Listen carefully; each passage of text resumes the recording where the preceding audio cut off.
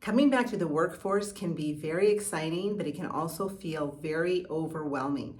That break in your work history can rattle your confidence and make talking to people seem very, very difficult. So let's talk about how to rebuild your communication confidence.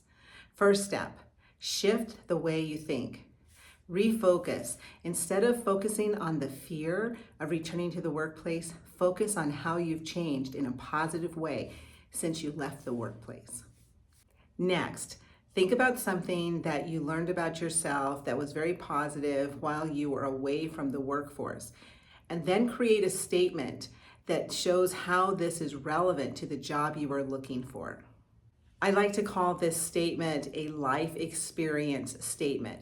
So what I encourage you to do is to practice this life experience statement so that when you're explaining it, you sound professional and authentic.